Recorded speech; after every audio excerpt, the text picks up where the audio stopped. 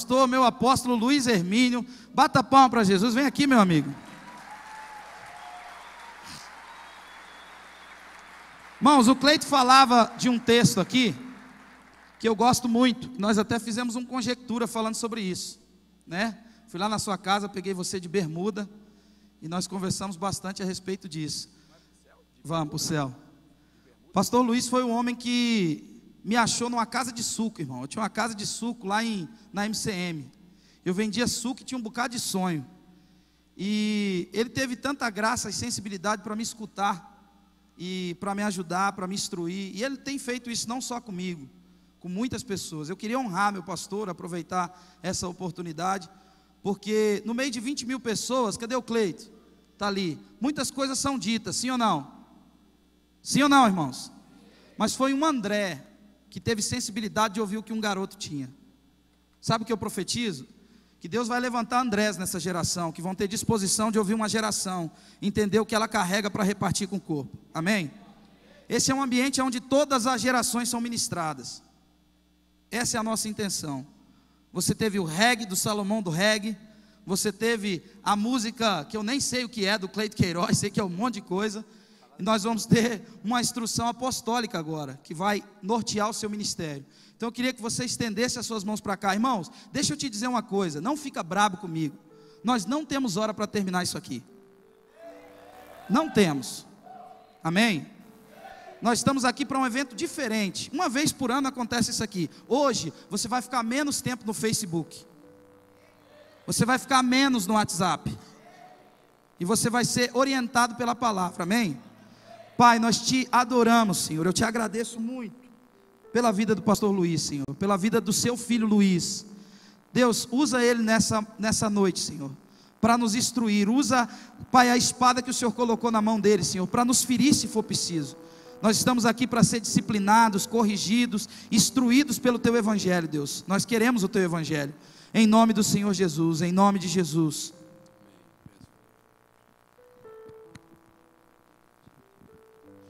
Glória a Deus. Boa noite, irmãos. Paz do Senhor. Aleluia. Bom demais estar aqui nessa noite. Eu quero louvar a Deus também pela vida do Felipe. Esse é o meu trabalho. Há uns anos atrás eu entrei em crise. Na realidade eu entro em crise a cada 10 minutos. E eu estava em crise porque a gente estava viajando tanto. Parecia que o que a gente estava fazendo não tinha relevância. Parecia que o que a gente estava fazendo não estava sincronizado. Sabe aquela hora que Jesus diz assim, ó, toquei flauta e não dançaste, pranteei e não choraste. Parecia que havia um desincronismo. A igreja parecia que não estava sincronizada com a vontade de Deus. Eu me frustrei tantas vezes. Quantas vezes eu entrei no avião para voltar para casa, dentro de um ônibus, chorando, dizendo: Deus, eu não vou viajar mais. Eu vou ficar em casa, vou cuidar da minha família. Eu não aguento mais isso. Parece que as pessoas não têm uma resposta. Parece que a gente não vê nada acontecendo. Mas de uns anos para cá, irmãos, eu estou tão animado com a igreja do Senhor. Eu estou tão animado de ver o que a igreja está se tornando. A gente tem andado na terra e tem visto que o Senhor está ressuscitando a sua igreja. Eu vou falar de novo: o Senhor está ressuscitando a sua igreja. Eu comecei a me animar e eu perguntei para o Senhor: Senhor, qual é o meu trabalho? Ele disse: você é como a mulher sunamita. Eu disse: uau. Ele disse: E eu fui ler sobre a mulher sunamita em 2 Reis capítulo 4. Ele disse: estude sobre ela. Ele disse: primeiro, ela identificou um homem de Deus.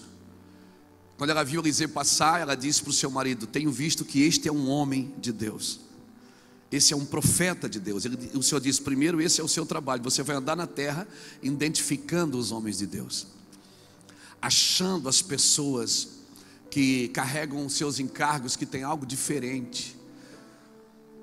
Segundo, a mulher construiu um quarto para Eliseu.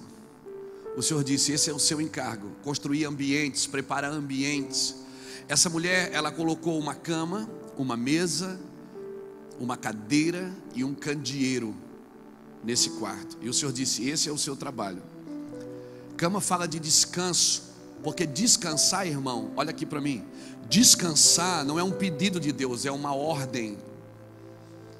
Descansar é uma lei, e se você quebra uma lei, você vai pagar o preço dela. Só que eu não descanso mais num sábado, eu descanso todo dia, porque eu descanso numa pessoa.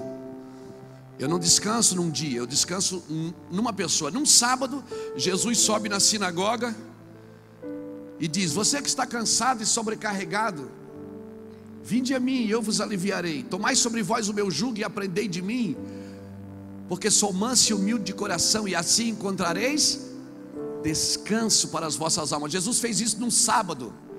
Eles não podiam suportar.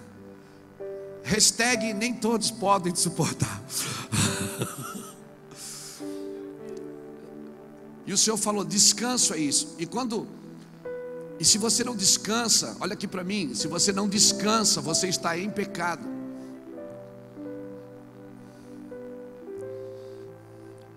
Essa é a hora que você diz a verdade. Quando nós não descansamos, nós estamos pecando. E para pecado não existe tratamento, existe arrependimento. Então o Senhor disse: começa a construir ambiente de descanso para os homens e as mulheres de Deus. Depois Ele colocou uma mesa. Mesa fala de comunhão, porque é na comunhão que nós nos edificamos uns aos outros, é na comunhão que abre os nossos olhos. Depois ela colocou uma cadeira. A cadeira fala de simplicidade, porque não é um trono, é uma cadeira. Amém? Chega de tronos nessa nação. Deus está estabelecendo o seu trono, o seu governo. Jesus não está vindo salvar a igreja, Ele está vindo governar a igreja.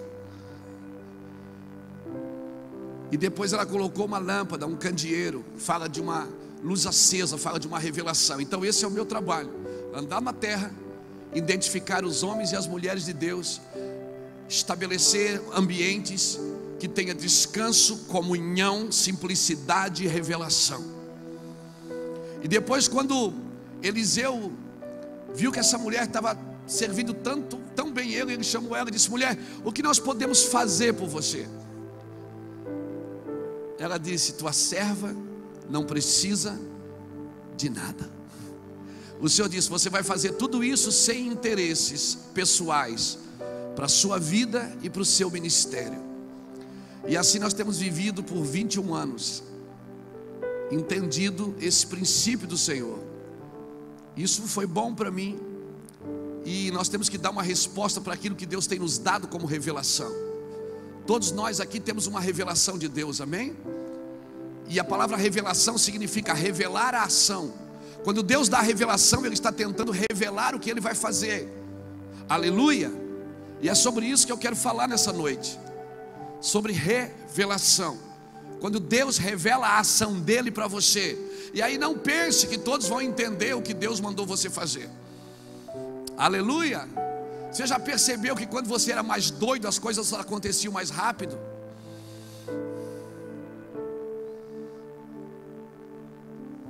Revelação é aquilo que o Senhor está fazendo com a igreja. Tem coisas que a igreja está entendendo agora, porque é o tempo dela entender. Amém, irmãos?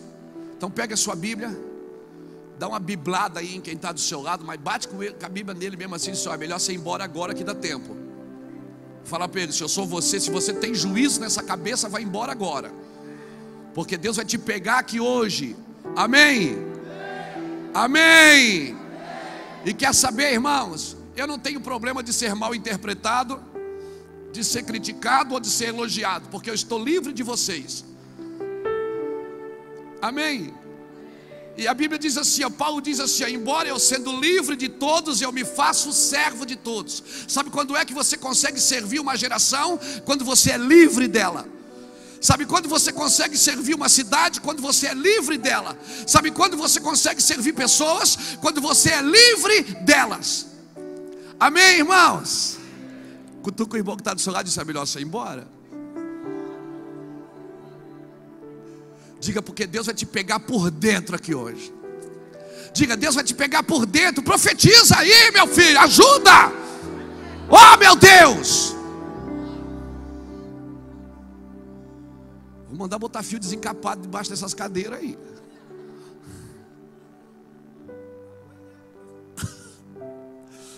Irmãos, entenda isso. Olha aqui para mim. O que Deus vai fazer vai começar de dentro para fora, não é de fora para dentro. Amém, irmão? Descansa aí, querido. Mas pastor, está terrível. Isso é só o começo, é só o princípio das dores. É só o começo. Mateus 24 é só o começo, não é o fim.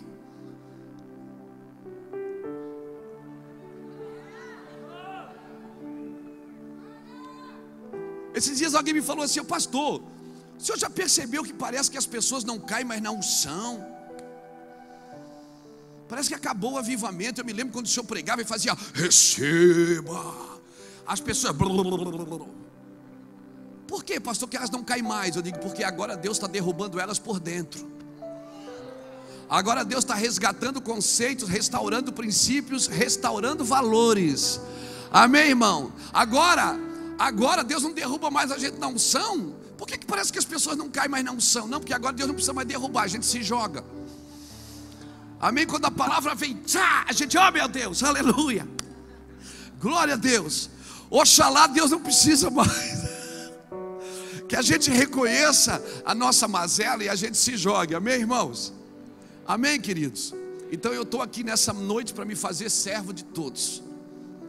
Israel só amou os seus profetas depois que eles morreram. Então fica tranquilo, vai dar tudo certo. Meu nome é Luiz Hermínio, eu sou pastor ali em Santa Catarina, Itajaí, do Ministério Mevan. Alguém pergunta o que é Mevan? Eu digo, é que eu não que eu queira me vangloriar, mas Mevan é uma sigla, missões evangelísticas, vinde amados meus, entendendo a missão de ir e vir, de ir e buscar, de ir e levar. Então esse é o nosso trabalho. Eu tenho 49 anos, sou casado com a pastora Iraci, vai fazer 30 anos, casei cedo. Temos 4 filhos, 4 netas, está vindo a 5ª neta. Temos um cachorro, uma tartaruga e uma calopsita.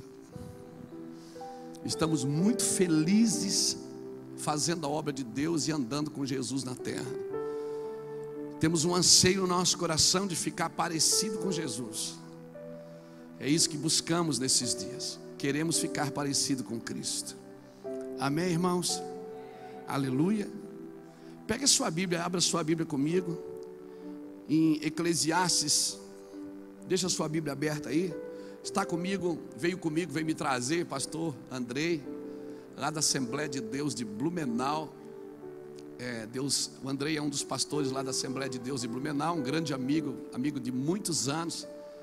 Também é um empresário lá na área de construção, na área, tem um trabalho com táxi aéreo, com aviões. E para mim poder estar aqui hoje, ele me colocou num avião dele e me trouxe aqui. Eu glorifico a Deus por isso. E como é bom ter amigo que tem avião, né, irmão? Não é bom? Aleluia. Louvado seja Deus. Sabe uma coisa? Deus não me chamou para ganhar dinheiro.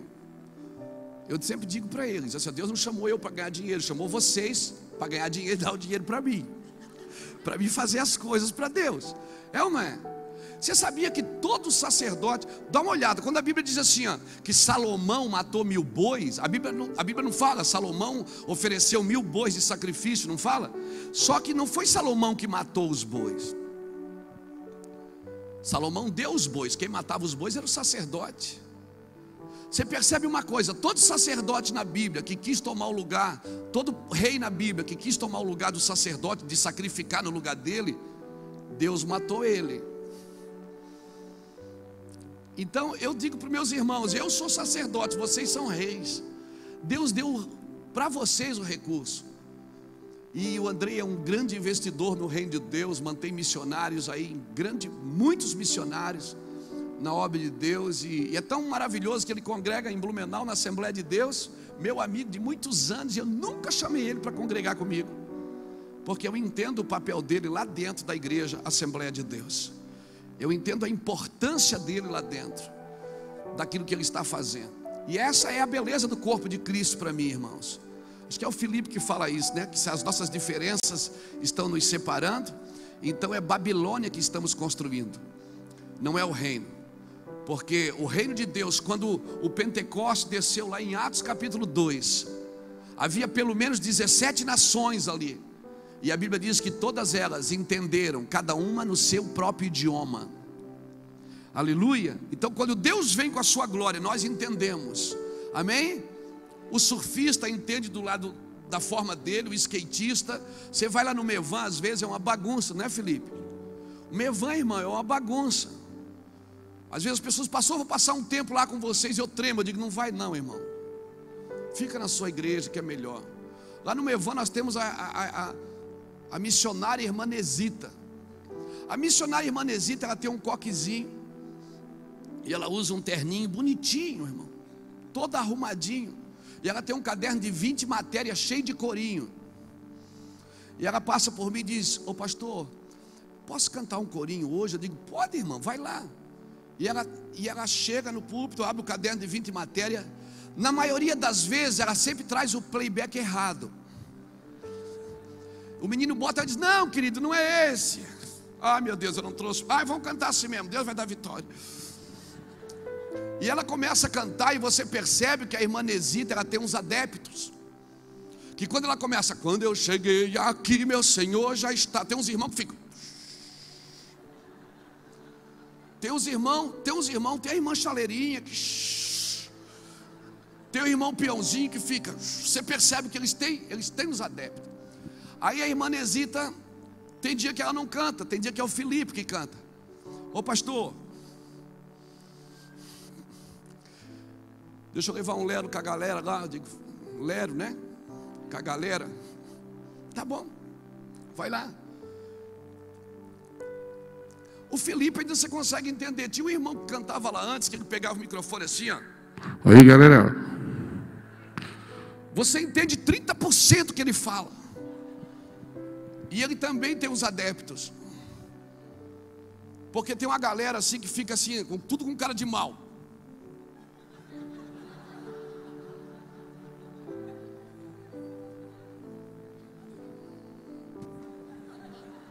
Eu fico sentado observando, dizendo, meu Deus, me guarda. Cheio de visitantes, Senhor. Me esconde. Aí sai esse irmão. Aí vem o ministério de louvor. Põe a mão no seu coração. Olhe para o irmão, sorria. Como é precioso, irmão. Eu fico, Deus, que doideira é essa? E o Senhor fala, filho, a cruz é o único lugar que ladrões e reis morrem do mesmo jeito. A cruz é o lugar de todos, a igreja é lugar para todos. Amém? As pessoas perguntam, pastor, posso fazer uma pergunta? Eu digo, pode. O senhor é pentecostal ou é tradicional? Eu sou integral, eu digo.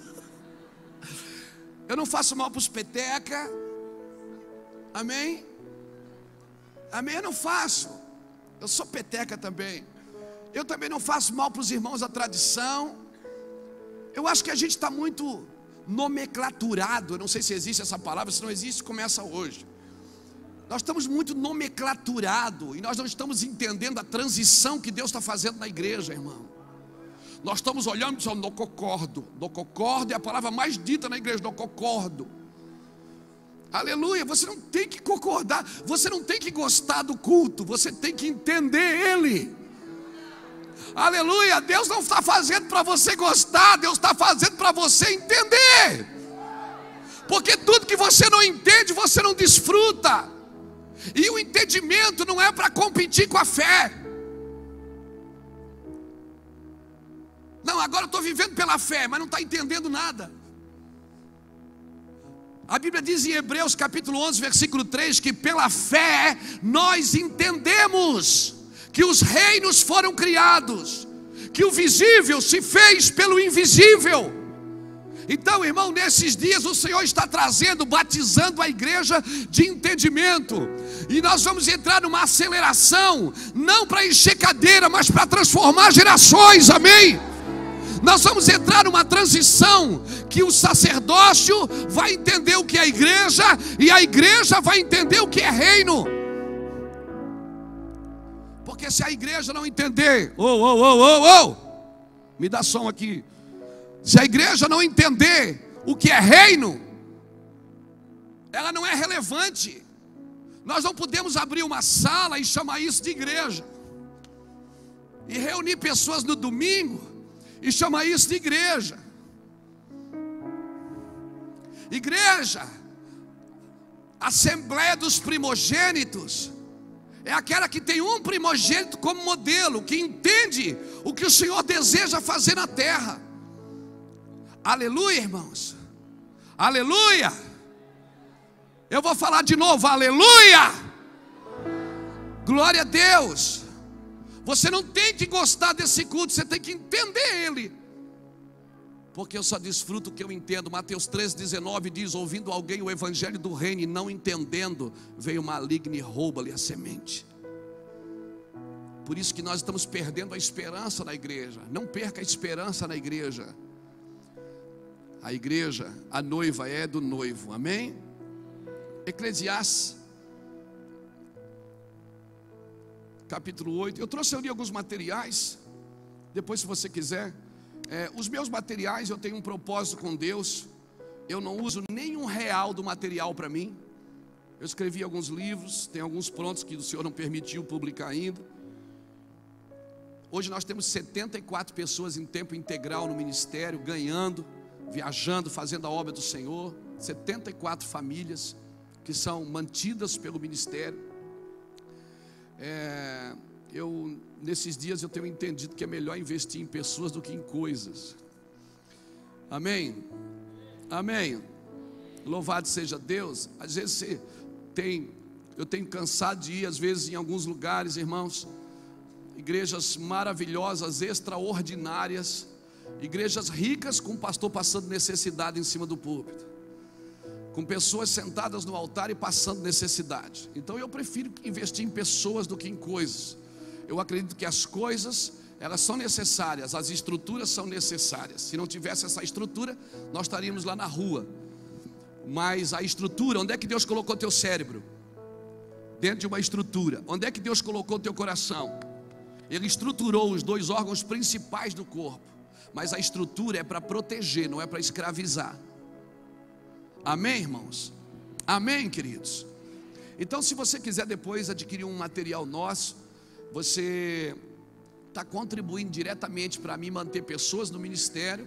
Os meus filhos biológicos, eles vivem também com ofertas do material e algumas missões, algumas obras sociais. Hoje, inclusive hoje, nós estamos tendo um retiro para 60 crianças de bairros carentes, onde um pai está preso, onde a mãe está passando dificuldade, onde a avó é criada pela avó, algumas crianças não têm mais nem pai. O Brigada do Reino é um projeto que nós temos com um grupo de escoteiros, que faz escoteirismo também, dentro dos princípios celestiais. E esses irmãos estão hoje, eu vou almoçar com eles domingo ao meio-dia, lá numa chácara, lá perto de Itajaí. Então tem esse livrinho aqui, ó, Matando a Carne, fala sobre oração em línguas, o poder da oração em línguas. Tem alguém que faz aniversário hoje? Não tem, né? Graças a Deus. Tem? Fez ontem? Vale. Também vale. Pega aqui para você, irmão. Fez aniversário? Vale. Aleluia. Deus abençoe, meu querido. Parabéns para você nessa data querida. Tem esse primeiro livro que nós escrevemos, O Reino de Deus Perpétuo e Inabalável. Tem mais alguém que faz aniversário? Nunca tem dois, irmão. Tem dois? Então pega aqui, vem cá pegar ligeiro. Pega aqui, ajuda aqui, gente. Você faz aniversário também, irmão? Parabéns para você. Aleluia. É amanhã? Pega para você.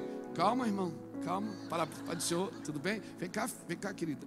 Esse livro aqui, a gente fala sobre dinheiro, mas não é como ganha, é como usa o recurso que o Senhor coloca nas suas mãos para fazer a obra. Amém, irmãos? Amém? Porque quer saber, Mamon, ele não governa só. Às vezes a gente acha que Mamon só influencia quem tem muito dinheiro. Não, ele também influencia quem tem pouco.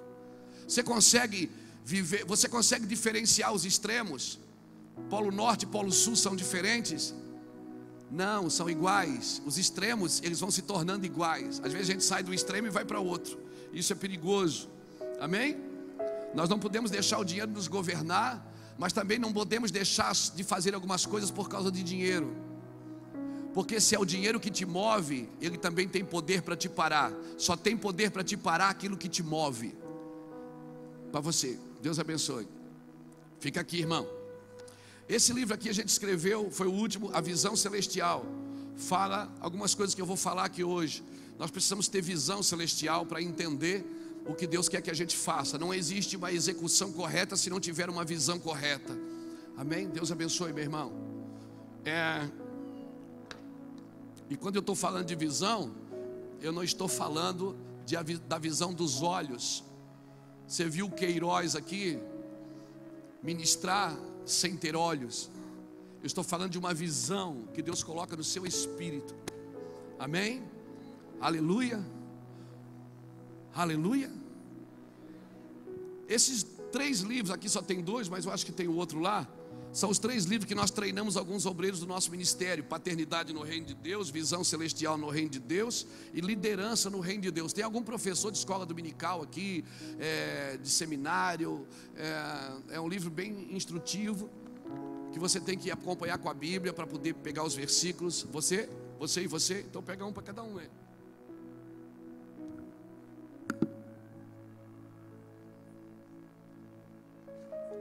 Deus abençoe, tá, irmãos?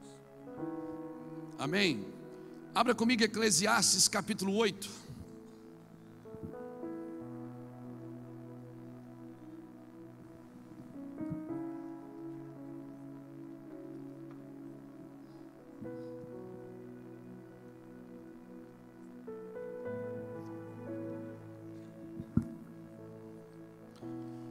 Louvado seja Deus.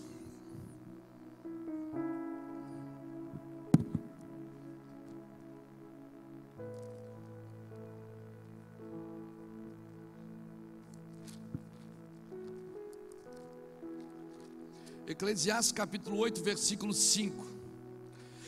Quem guardar o mandamento não experimentará nenhum mal, e o coração do sábio discernirá o tempo e o modo. Diga comigo: tempo, modo. Diga comigo: tempo, modo. Olha o verso 6. Porque para todo propósito há tempo e modo, embora o mal do homem seja grande sobre ele. Visto que não sabes o que há de acontecer, quem lhe dará a entender o que haja de acontecer? Há um tempo e um modo para todo propósito. Obrigado, Senhor, pela tua palavra. Obrigado por esse tempo. Obrigado por esta comunhão. Senhor, eu me esvazio de mim e me lanço, Senhor, no teu colo, nos teus braços, para ser dirigido pelo teu Espírito. Coordena as minhas faculdades mentais, coordena o meu corpo, coordena a minha mente, os meus ouvidos. Que teu nome seja glorificado em tudo que fazemos e pensamos, Pai, em nome de Jesus. Amém, irmãos? Querido, quando o Felipe me convidou para estar aqui, e eu gosto muito de celebrar o que o Felipe está fazendo. O Felipe é um filho, é um homem preciosíssimo, tem uma capacidade. O Felipe é aquele cara que você tem que segurar ele. De vez em quando eu tenho que dizer: calma, Felipe, calma, porque ele anda numa velocidade muito grande. E é isso que Deus está fazendo. As coisas estão velozes nesses dias, porque nós precisamos entender o tempo e o modo. Eu sou neto de crente, bisneto de crente, embora desviei dos 14 aos 28 anos, fiquei fora da presença de Deus. Mas mesmo fora da presença de Deus, quantas noites sentado numa esquina, vendendo drogas e cantando o hino da igreja? Porque o Espírito, ele está, a Bíblia diz que o Espírito está pronto, a carne é que é fraca. E eu estava pensando esses dias, de como as coisas vão sendo aceleradas nesses dias. E é tão perigoso, porque há uma grande fome nesta geração. Há uma fome sobrenatural, Feitosa. Eu não sei como é que você tem lidado lá no Rio, mas você vê onde você vai, tem fome. E às vezes as pessoas dizem para mim: pastor, tem que cuidar com a idolatria das pessoas. Não, mas eu vejo que não é idolatria. Eu vejo que as pessoas estão com fome, porque há uma grande necessidade, há uma grande carência de modelos na nossa geração. Às vezes a gente não consegue contar na mão modelos. Os nossos modelos cristãos, muitas vezes nós não temos, porque a gente adota uma pessoa para ser modelo da gente, e muitas vezes nem aquela pessoa tem um modelo. E nós precisamos entender que nós temos muita influência. Pessoas exercem influência sobre a gente, mas o nosso modelo ainda é Cristo, irmãos. Amém, queridos? O nosso modelo é Cristo e o nosso modelo não pode mudar. E nós precisamos entender tempo e modo. Por quê? Porque se eu não entender o tempo, eu vou criar modos. Por não entender o tempo de Deus, eu vou criando modos e vou inserindo isso na igreja. A igreja tem tantos excessos às vezes. Essa semana nós tivemos uma reunião lá no ministério. Eu estou há 3 dias fazendo reunião o dia inteiro e todo dia com a nossa liderança. Por quê? Porque a gente entendeu que mudou o tempo, tem que mudar o modo. Métodos são relativos ao tempo. Mudou o tempo, tem que mudar o modo. Mudou a estação, tem que mudar de roupa. Amém, queridos? Quando a estação muda, você tem que mudar de roupa. Você não pode usar uma roupa do verão no inverno. Você vai ter que estar sempre mais agasalhado. Então nós estamos entendendo que a estação na igreja está mudando, a estação no Brasil está mudando. Então coisas que foram coisas antigas, que deu certo por uma época, hoje não dá mais. Meus avós davam folheto na esquina. Eu coloco vídeo na internet. Meu bisavô tinha uma fazenda. Meu avô tinha uma chácara. Meu pai tinha uma horta e eu tenho um abridor de lata. Há uma aceleração muito grande nesses dias. Há uma coisa muito intensa nesses dias, e isso também é perigoso. Porque às vezes nós vamos criando e vamos inserindo na igreja. Nós precisamos entender uma coisa: modos têm que ser relativos ao tempo. Quando mudar o tempo, nós temos que mudar o modo. E a igreja está voltando a ser profética. Amém, irmãos? Ou a igreja é profética ou ela é patética. Ela precisa entender o tempo que ela está vivendo. A igreja, ela é profética, ela sempre foi profética. E às vezes quando a gente diz, a igreja tem que ser profética, na nossa concepção de profético, a gente acha que profético é culto esquisito, que o profético é um culto esquisito. Não, profético é trazendo as realidades de Deus para os nossos dias. Amém? Profético é trazer as verdades e as realidades de Deus para a nossa cidade. Entendendo que a forma que Deus me usa, o meu sacerdócio, ele precisa contribuir com a igreja, porque a igreja precisa estabelecer o reino de Deus. Por muito tempo a gente trouxe as pessoas para a igreja e diz, solta tudo, larga tudo e vem. Vem que Deus vai te dar vitória. Porque a gente tem uma expressão, e a igreja é para salvar mesmo. A nossa expressão, a expressão da cruz é salvação. A cruz é para salvar. Mas a salvação é só o início das coisas, não é o fim delas. Amém, irmãos? Assim como o dinheiro, quando o Senhor fala do dízimo, Ele está dizendo que o dízimo não é o fim, é o começo. É como se o Senhor dissesse, dê daqui para frente, não daqui para trás. Salvação é o início da sua jornada, não é o fim das coisas. Deus nos salvou para nos reposicionar em algumas coisas, e nós precisamos entender essa reposição de Deus, senão nós vamos ficar 20 anos na igreja sem entender o nosso tempo com Deus, sem entender o nosso tempo em Deus. Por isso que a minha oração nesses dias tem sido, Senhor, me ensina a contar os meus dias para que eu alcance um coração sábio. Me ensina a entender esses dias, porque eu não posso guerrear guerra nova com armas velhas.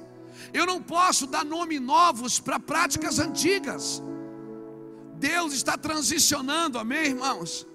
Amém, irmãos? Louvado seja Deus. Então quando a gente aparece, quando aparece um homem como o Otávio, vestido de palhaço, vestido com uma cara de estranha, diferente. Quando você vê o Salomão do reggae cantando músicas, você fica pensando, meu Deus, eu nunca achei que isso ia acontecer na igreja. Não é porque nós não estamos preparados para aquilo que Deus está fazendo, e espera que nos próximos dias Deus vai te impressionar ainda mais. Aleluia, está havendo uma transição, Deus está transicionando, meu filho. Pastor, mas Deus não muda, mas Ele se move, e Ele está se movendo nesses dias.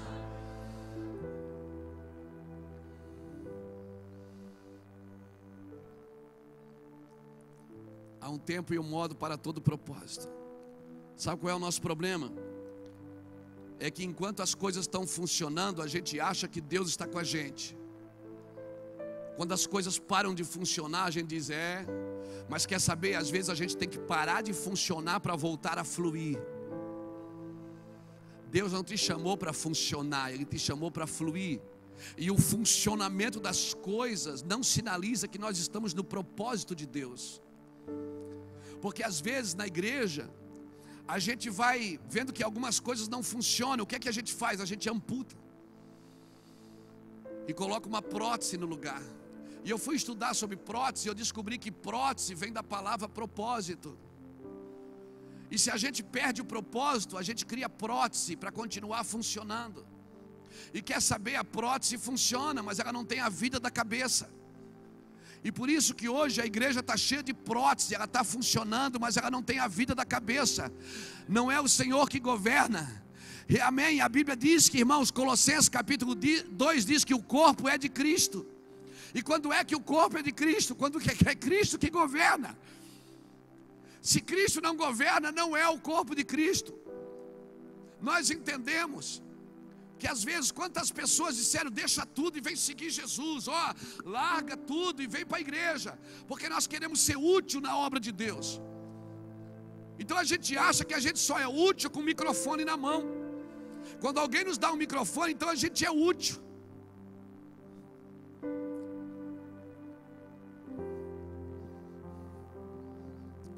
Deus não te chamou para funcionar. Nós precisamos entender o nosso sacerdócio.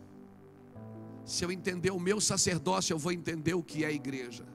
E se eu entender o que é a igreja, eu vou estabelecer o reino de Deus na terra. Aleluia, aleluia. Sabe qual é o nosso problema? É que nós vamos para a igreja para ser abençoados. Nós vamos para a igreja para ser abençoados. Quando nós temos que perder essa vida. Essa semana eu falava com os irmãos, eles disseram, pastor, o que é que o senhor acha da cura interior? Eu digo, acho fantástica. Eu mesmo fui entender, fui perdoar meu pai, depois de estar na igreja. Aí você diz, você já era crente? Não, eu já era pastor. A cura interior é uma bênção, mas até você chegar no Espírito. Porque depois que você chega no Espírito, você já não vive mais, é Cristo que vive em você. E aí você não pode fazer uma cura que não tem mais vida. Esse é o nosso problema, que ainda nós queremos manter a nossa vida. E se nós queremos manter a nossa vida, nós vamos para a igreja para ser abençoados, nós não entendemos a transição do Senhor. Irmãos, Deus está transicionando. Deus vai começar a desabilitar algumas coisas e vai começar a habilitar outras coisas. Tem algumas coisas que não fazem mais sentido nesses dias. A arca de Noé, ela serviu para um tempo. Quando as águas baixaram, ela não serviu mais. Então o maior problema de Noé não foi entrar na arca, foi sair dela. Porque é muito difícil você largar uma coisa que foi Deus que te deu. Você diz, não, eu não vou soltar, foi Deus que me deu. Mas até tudo que Deus te dá tem um propósito, tem um tempo determinado. Aleluia. O maior problema nosso não é pegar o que Deus está nos dando, é soltar quando Deus diz, chega, até aqui está bom. E Deus é maravilhoso, irmão. Eu fico pensando, o Senhor entra no barco de Pedro, Pedro pescou a noite inteira, não pegou nada. Por que já não chama o cara para o ministério? Ele não tinha mais opções. Mas Jesus dá mais uma opção para ele, enche o barco dele de novo, só para ele ter o que deixar. Só para ele ter o que deixar, só para ele ter direito de escolha. É isso que Deus faz, amém, irmãos? Porque Deus não quer que o ministério seja a tua última opção de vida. Aleluia, Deus quer que você esteja inserido nesse lugar, porque realmente você tem um sacerdócio, entenda ele. Deus não quer que o seu ministério seja a última opção de vida. Não deu nada certo, então eu vou para o ministério. Não, Deus vai encher do barco só para depois tirar você dele. Deus cria opções, enche você. Eu disse para o Senhor, por que o Senhor dá para mim então? Ele disse, Luiz, eu estou disposto a te dar tudo que você estiver disposto a devolver. Eu estou disposto a colocar tudo na tua mão que você estiver disposto a devolver para mim. Então se prepara, não há limites para Deus te dar. Aleluia, aleluia, aleluia. O ministério não pode ser a sua última opção. Não pegou nada, não deu nada certo, então eu vou para a igreja, eu vou para o ministério, eu vou para o ministério. Não, Deus vai criar opções para você. Depois você vai ter o direito de escolher, para depois você não dizer que Deus te arrastou para cá. Aleluia. Sabe por que eu estou pregando aqui? Porque eu quero. Aleluia, eu estou pregando aqui porque eu quero. Porque se eu não quiser, nem Deus me força. Aleluia. Deus não quer por necessidade. Deus não precisava de uma família, mas Ele quis uma. Aleluia. Deus não trabalha por pressão, Ele trabalha pelo querer. Ele quis. Nós precisamos entender esses dias, senão nós não vamos dar a resposta que esses dias precisam. Se nós não entendermos esses dias, irmãos, nós vamos criar modos para a igreja. E tempo tem a ver com o profeta, porque é o profeta que vê. Modo tem a ver com o apóstolo, porque é o apóstolo que executa. Tempo tem a ver com janelas. Você vai ver muitos profetas na Bíblia abrindo janelas. Daniel não abriu uma igreja na Babilônia, ele abriu uma janela. Apóstolos tem a ver com portas. Por isso que você vai ver muitas vezes Paulo dizer, foi-me aberta uma porta. Porque o apóstolo tem a ver com a execução. Os profetas têm a ver com a leitura ambiental, com a visão. E por isso, irmãos, que nós temos carência dos profetas na igreja. Eu não estou falando profetas com dom de profecia, que profetizam a um indivíduo, Deus vai te dar um carro, Deus vai te dar uma casa, não. Eu estou falando como um ministério profético, que o dom também é necessário. Mas nesses dias, o Senhor está levantando o ministério profético para ter uma leitura da igreja, para ter uma leitura do tempo e do modo e da realidade de Deus. Por isso que sem profecia o povo se corrompe. Nós vamos trabalhando e vamos trabalhando e vamos agregando e vamos agregando, achando que tudo é de Deus, que tudo vem para Deus. O meu trabalho é unir o corpo de Cristo, amém? Mas nem tudo que eu estou tentando unir é do corpo de Cristo. Nem tudo que eu estou tentando unir faz parte do corpo.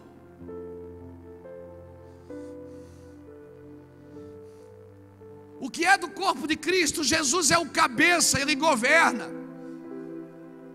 Ele é o cabeça e no corpo de Cristo não tem prótese. Deus não me chamou para funcionar, Ele me chamou para fluir. Fluir do jeito dEle. Seja na música, seja na dança, seja como empresário. Como empresário? Se eu perguntasse para você o que é mais espiritual, é ser empresário ou ser pastor? Talvez alguém diria, é ser pastor, cuidar de igreja. Aí eu pergunto, quem te deu essa empresa? Quem te deu essa empresa, irmão? Tudo que Deus dá é espiritual. E quer saber o que eu penso? Tem muitos empresários que foi Deus que deu a empresa, e tem muitos pastores que não foi Deus que deu a igreja.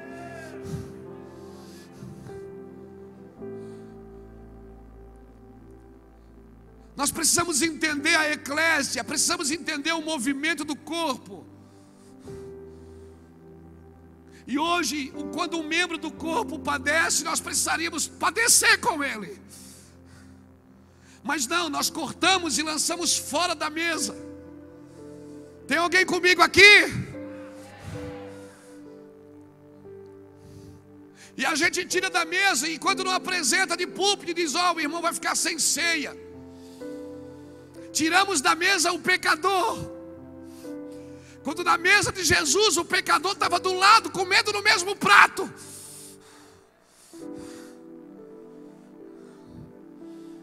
Mas pastor, é indigno. Quem come e bebe indignamente, come para sua condenação. E você que come é porque se acha digno.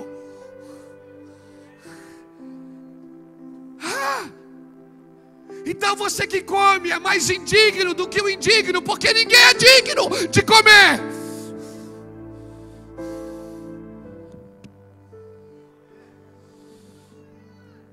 Mas a Bíblia diz: quem come e bebe indignamente, a palavra indignamente, e não está ali no pronome pessoal, não está falando de uma pessoa indigna, está falando do modo indigno de fazer, sem entender o que é o corpo. Por isso que há entre vós fracos, doentes e muitos que dormem. Sabe por que há entre nós muitos que dormem? Porque não estamos discernindo o que é igreja. Eu vou voar aqui hoje, irmão. Não estamos entendendo o que é a igreja. Alguém disse para mim esses dias lá no Mevan: pastor, eu não venho mais aqui. Eu digo: por quê? Vocês não cantam as músicas que eu gosto. Eu digo: querido, não cantamos para você. Nós cantamos e adoramos aquele que é digno de ser adorado, e só Ele é poderoso, e só Ele, a igreja é dele. Estamos mal acostumados. Achamos que o culto é nosso. E se não rola como a gente gosta, ou como a gente está acostumado.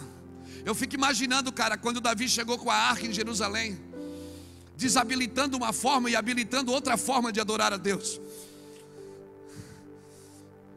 Davi chegou com a arca, o tabernáculo lá no monte. Alguém disse: olha, tem que botar lá no tabernáculo. Ele disse: eu não vou voltar, eu não vou voltar. Não, nós não vamos retroceder, nós vamos avançar. Eu vou construir uma tenda aqui. Não pode, está amarrado.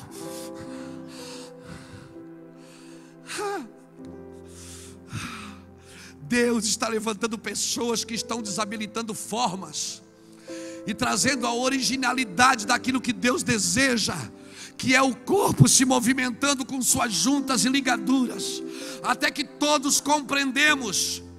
Paulo diz em Filipenses, em Efésios, obrigado, Senhor, capítulo 3, versículo 12 em diante, ele diz que nós temos que compreender com todos os santos qual seja a altura, a profundidade, o comprimento e a largura do amor de Deus que está em Cristo Jesus.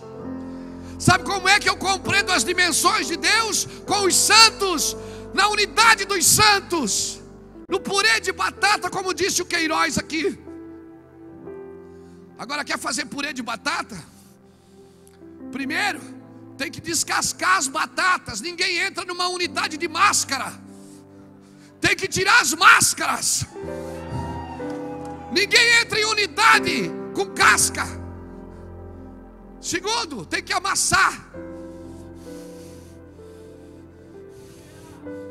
Aí a batatona olha e diz: eu não vou ser amassado com esse pecador aí, essa batatinha aí. Não, vai sim, vai ser amassadinha.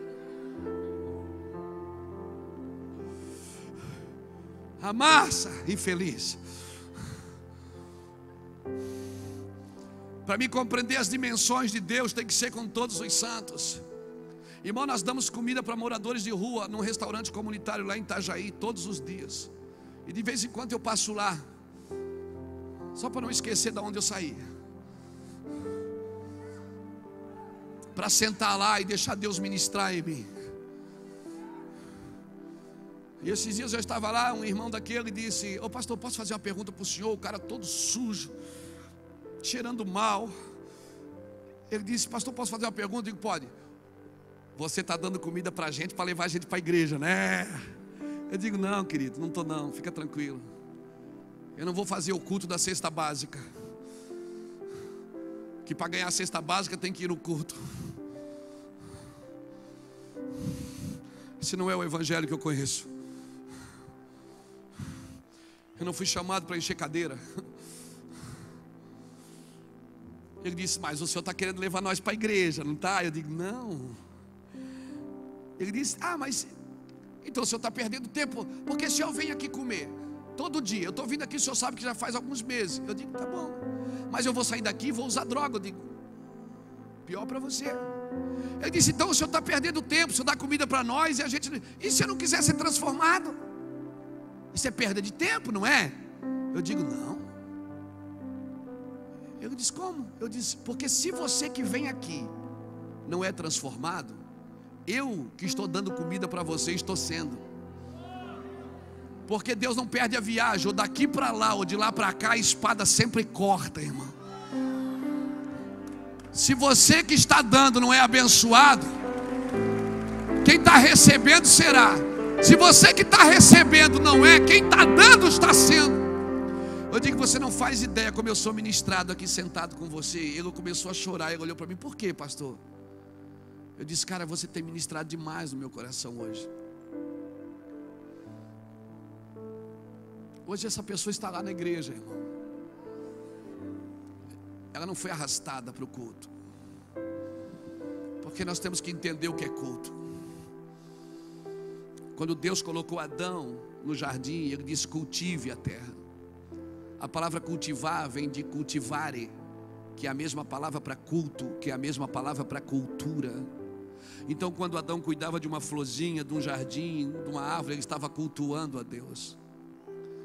Porque se você está cuidando daquilo que Deus colocou nas suas mãos, você está cuidando e está cultuando a Deus. Você não cultua a Deus aqui dentro só com os olhos fechados e com as mãos levantadas. Você cultua a Deus quando você cuida da terra, da cidade que Deus te colocou. Por isso que a Bíblia diz que o marido que não cuida bem da sua esposa, as suas orações não são atendidas.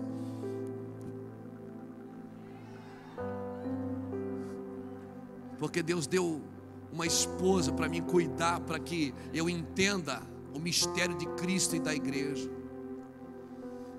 Eu entenda o que é Cristo e a igreja. Paulo diz que é grande esse mistério, mas eu me refiro a Cristo e a igreja. O Senhor está cuidando da sua noiva. O Senhor está nos transicionando, Ele está nos fazendo entender o que é tempo e modo, irmãos. Nós estamos procurando entender isso. Eu estou muito feliz porque a única maneira de Deus mostrar para mim que Ele está no controle é me colocando em situações que eu não posso controlar. Eu amo isso, cara. Eu amo isso demais. Quando eu me vejo em situações que eu não posso controlar, então eu sei que Deus está me ensinando algo. Coisa maravilhosa. Esse foi um dos fatores que a arca de Noé não afundou, porque ela não tinha leme. Foi Noé que construiu, mas não era ele que dirigia. Quem dirigia era a voz de Deus, era o céu. Por isso ele entrou na hora que precisou e saiu na hora que precisou. Ele levou 120 anos para fazer uma obra que ele usou só por 1 ano. João Batista ficou 18 anos no deserto para 18 meses de ministério. Nós precisamos entender a hora de entrar e a hora de sair. Então, quer saber? O maior trabalho de Noé não foi construir a arca, foi reconstruir o mundo depois que saiu da arca. Depois que ele saiu da arca, então ele teve que reconstruir o lugar que Deus o colocou. E é isso que nós estamos fazendo na terra, nós estamos reconstruindo. Você está esperando o fim do mundo, pois Deus espera a restauração dele. Deus espera que a gente mas eu quero ir para a eternidade com Jesus. Mas você vai, mas pelo menos cuide daquilo que Deus colocou nas tuas mãos para fazer agora. Você nem pegou o que é seu, já quer pegar o que é de Deus. Os céus pertencem ao Senhor, mas a terra Ele deu aos filhos dos homens. E quer saber? A terra não responde a Deus. Não adianta você dizer: Deus, toca aqui essa cidade. Deus vai dizer: toca você. Vai para a praça amanhã me adorar. Me atrai para ela. A terra não responde a Deus. Por isso que quando Adão caiu, Deus disse: Adão, agora maldita é a terra por tua causa. Deus tira Adão do jardim e diz: agora vai lavrar. Adão lavrava só o jardim, lavrava só o jardim, só a sua igreja ele lavrava. Aí Deus disse: agora vai lavrar a terra da qual foste tirado. Porque Deus não formou Adão no jardim. A Bíblia diz que Deus formou Adão do pó da terra e o colocou no jardim.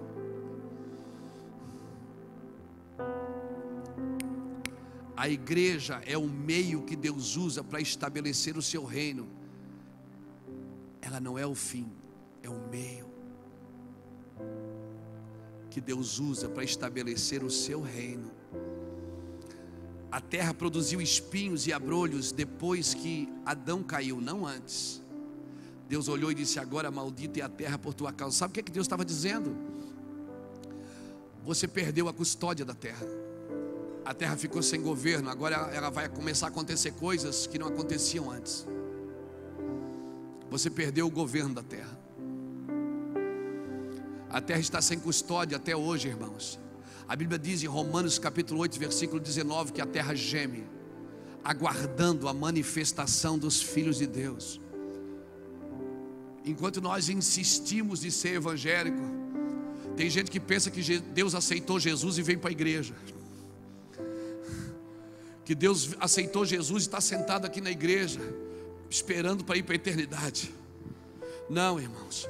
Mas pastor, o Senhor diz para mim não amar o mundo, nem as coisas que no mundo há. O Senhor falou para você não amar o que o mundo se tornou. Mas quer saber? Deus amou o mundo de tal maneira que deu o seu Filho unigênito. Deus ama tudo que Ele criou. Aleluia. E tudo que Ele criou será regenerado. Porque se por um homem pode entrar a maldição na terra, pela cruz também pode entrar a remissão de todas as coisas. Amém, irmãos?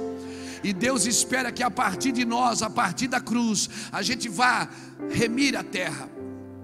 Play é isso, é a igreja na cidade. É entender o que é eclésia.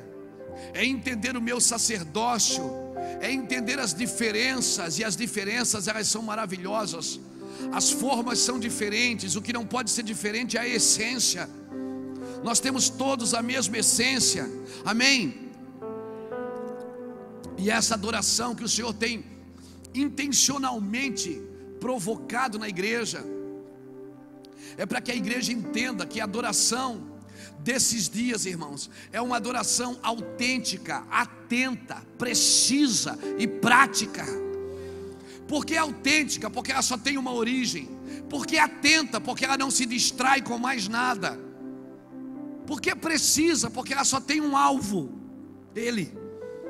E por que prática? Porque ela não está adorando de olhos fechados, ela está adorando com os olhos do coração abertos para servir. Tirando da igreja o estender de dedo e começando a estender a mão, entendendo que sermão é melhor do que pregar um sermão, entendendo que sermão é melhor do que pregar um sermão. Deus me chamou para uma adoração prática. Deus nos chamou para praticar a adoração. Então volte a cultivar, por favor. Volte a cuidar de tudo que Deus colocou nas tuas mãos. Tudo que está perto de você tem que ser transformado. E se não está sendo, tem alguma coisa errada com você. Quer saber, irmãos? As mensagens que nos tirou do mundo, do cosmos,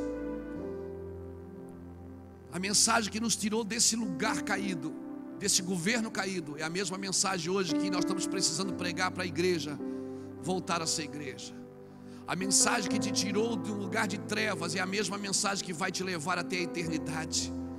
Deus não tem nada novo para você, porque tudo que Deus faz novo, Ele faz de novo. Ele faz novo de novo, novo de novo, novo de novo, novo de novo. E nós estamos esperando Deus levantar uma nova geração, quando Deus quer levantar uma próxima geração. Uma geração que foi transferido para ela um legado. Amém, irmãos? Amém? Cutuca o irmão que está do seu lado e diz: eu falei para você ir embora. Aleluia. Louvado seja Deus. Nós precisamos entender isso, irmãos. Abra sua Bíblia comigo em Deuteronômio capítulo 29.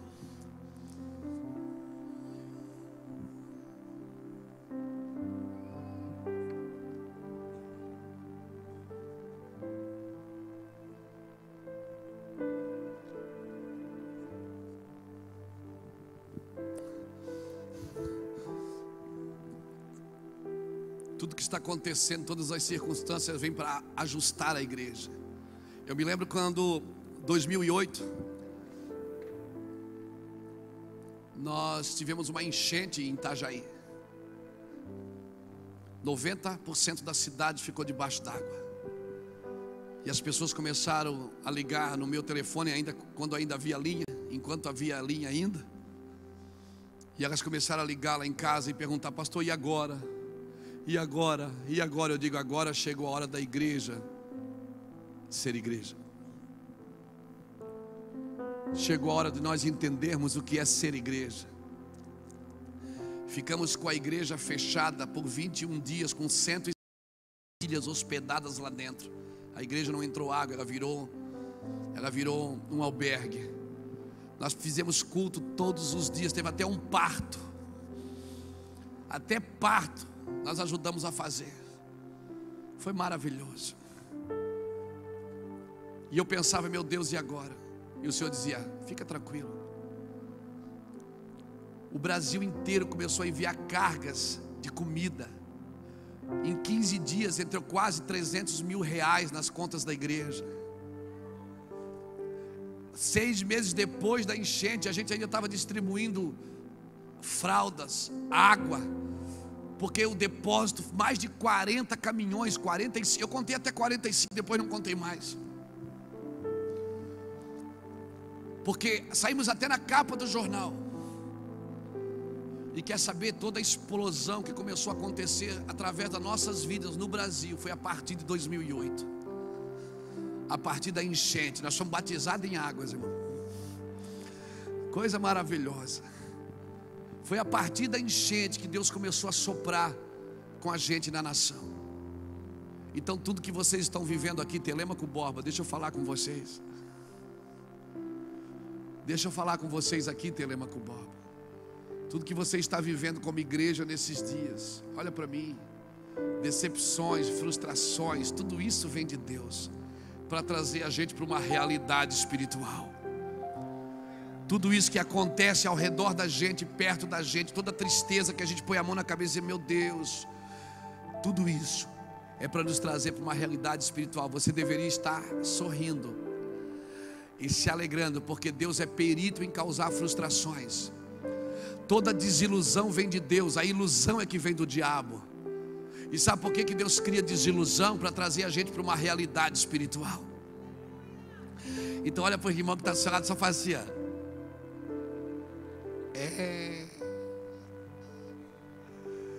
Deus está gerando frustrações da gente.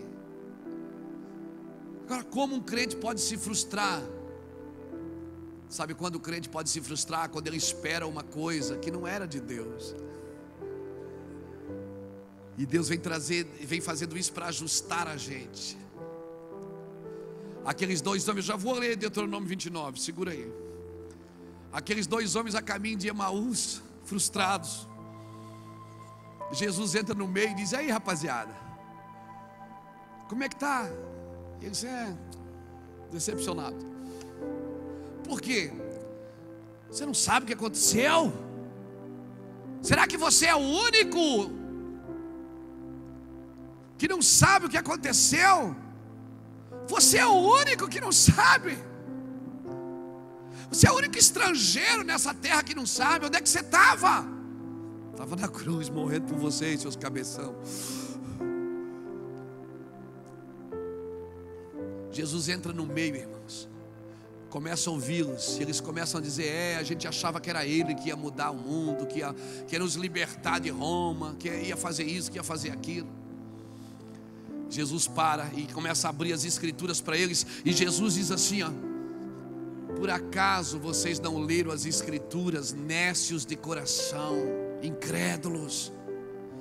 Será que vocês não leram as escrituras e vocês não perceberam que era necessário que o Filho do Homem padecesse para que depois ele assumisse a sua glória? Porque aqueles homens não entenderam o tempo, eles não respeitaram o modo que Deus estava fazendo. O tempo e o modo é de Deus. Deus nunca vai fazer do seu jeito. Os meus caminhos não são como os teus caminhos, nem os meus pensamentos são como os teus pensamentos. Os meus caminhos são mais altos que os teus caminhos, e os meus pensamentos são mais altos que os teus pensamentos. Assim como cai a chuva do céu e para lá não torna, mas antes da semente ao que semeia e pão ao que come, assim é a palavra que sai da minha boca. Não voltará para mim vazia, prosperará para aquilo que foi designada. Queira você, queira, ou queira você não queira, Deus Deus está fazendo. Ele está fazendo, irmãos. Jesus teve que abrir as escrituras para aqueles homens. Jesus sentou na mesa com eles, partiu o pão, então abriu os olhos daqueles homens. Eles disseram: é Ele. Eles só acordaram quando Jesus partiu o pão, porque é na comunhão que o Senhor está se revelando. Talvez alguns de nós vamos ter que sair do púlpito e voltar para a comunhão. Deus nesses dias está se revelando na comunhão. Aleluia. É no partir do pão. Agora só sabe como Ele parte o pão quem já comeu com Ele. Quem nunca comeu com Ele não sabe como Ele está partindo o pão, por isso não está entendendo nada. Vai na igreja no domingo para ser abençoado, quando chega lá o pastor está dizendo: você tem que morrer. E ele volta para casa triste, angustiado e frustrado, porque não está entendendo o tempo de Deus para esses dias. Deuteronômio 29, vamos lá. Diz assim o texto, 29 e 29. Esse, irmãos, depois que eu entendi isso, a minha vida mudou. Eu nunca mais olhei para a Bíblia como um pedinte. Eu nunca mais olhei para a Bíblia como um pregador. Na realidade, nesses dias, eu não estou lendo a Bíblia, eu estou deixando a Bíblia me ler. Porque toda vez que eu vou ler a Bíblia, eu quero tirar as coisas boas dela para pregar. Mas toda vez que eu deixo ela me ler, ela está tirando as coisas ruins de mim, para que eu possa ser um homem melhor. Por isso, nesses dias eu não estou procurando mensagem. Na realidade, eu nunca fui na Bíblia procurar uma mensagem para pregar. Eu sempre fui em Deus. E depois eu fui na Bíblia para achar uma base para ensinar aquilo que Ele tinha me dito. Aleluia. Porque essas palavras só fazem sentido para a gente às vezes. Tem coisas que você leu que não faz sentido, porque Deus não se revelou para você naqueles dias. Mistérios, como diz o apóstolo Paulo em Efésios capítulo 3, versículo 8. O mistério que estava oculto, que nem a anjos foi revelado, está sendo revelado agora à sua igreja, a multiforme sabedoria de Deus. Nesses dias, irmãos, Deus está se revelando. Amém? Amém. Se você não está vendo, porque você está distraído demais fazendo as suas coisas. Por isso, nesses dias nós vamos ter que parar algumas coisas para voltar a ouvir o que o Senhor está dizendo nesses dias. Deuteronômio 29, 29 diz assim: as coisas encobertas pertencem ao Senhor, nosso Deus. Agora essa vírgula e esse porém faz toda a diferença. Porém, as reveladas pertencem a nós e a nossos filhos para sempre, para que cumpramos todas as palavras desta lei. Amém? As coisas encobertas pertencem ao Senhor. Para de tentar cavucar a revelação que não é para esses dias. Se concentre nesses dias naquilo que o Senhor já te disse. Então você vai descortinando para os próximos dias. Por isso, irmãos, que estratégia na igreja tem prazo de validade. Por isso que estratégia na igreja tem prazo de validade. No máximo dura 10 anos. Por quê? Porque seus filhos não herdam estratégia, eles herdam revelação. Porque revelação é para nós e para nossos filhos para sempre. A cada 10 anos aparece uma estratégia nova na nossa nação, para fazer a igreja crescer.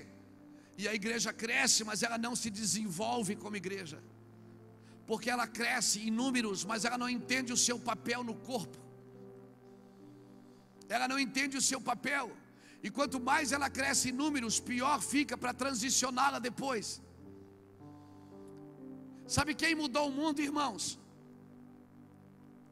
Foi 11 homens. Depois veio o apóstolo Paulo, 12, que não tinham medo da morte.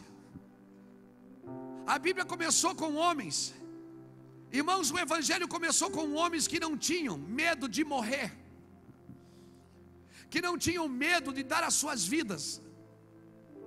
A igreja começou com homens marcados, cicatrizados, não diplomados, mas cicatrizados, porque cicatrizes sinalizam que você venceu.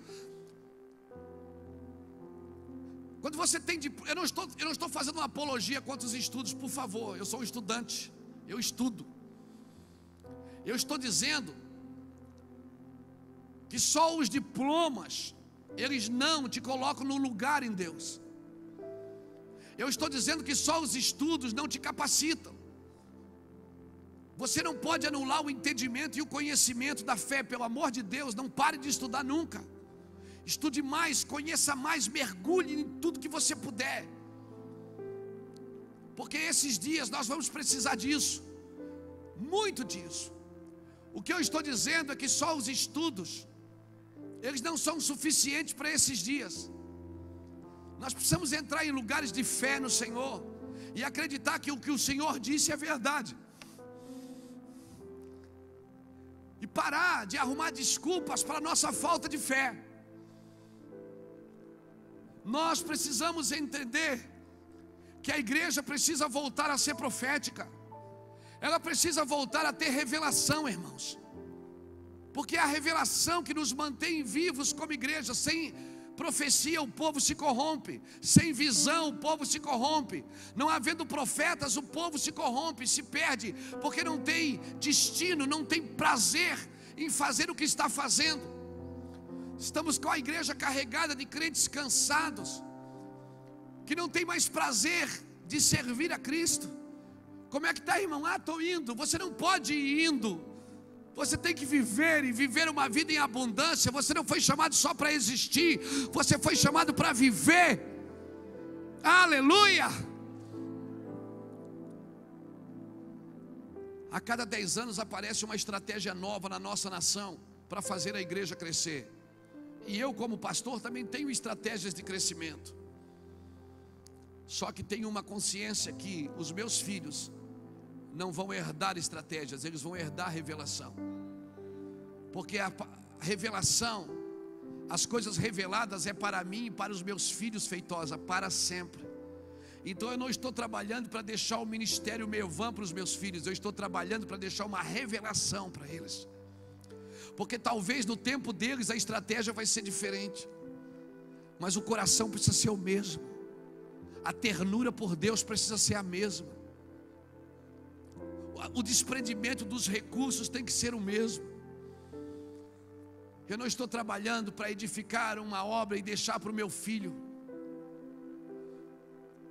O meu filho não vai herdar o ministério Mevan, ele vai herdar o meu coração, o coração desbravador, um coração de pioneiro. É para isso que eu estou trabalhando, irmãos. Revelação, por favor. Talvez algumas coisas nós vamos ter que parar na igreja. É por isso que às vezes a igreja não tem reação quando ela ouve revelação, porque ela perdeu o sentido do que é revelação. Ela perdeu o sentido do que é revelação. Eu me lembro quando há anos atrás eu sentava com meu grupo de liderança e dizia: nós vamos fazer isso, nós vamos fazer aquilo, nós vamos andar no Brasil, nós vamos nas nações. Todo mundo dizia: pastor, não temos dinheiro nem para pagar o aluguel da igreja. Eu digo: vocês não estão entendendo, Deus falou. Porque revelação é para mim e para vocês, meus filhos, para sempre. Para quê? Para que cumpramos todas as palavras. Eu não estou aqui para criar, eu estou aqui para cumprir o que fora dito. Então Jesus nasceu em Belém, disse Mateus, para que se cumprisse o que fora dito. Depois ele foi levado ao Egito, para que se cumprisse o que fora dito. Depois ele foi morar em Nazaré, para que se cumprisse o que fora dito. E você está esperando algo novo na igreja, se nem está cumprindo o que foi dito.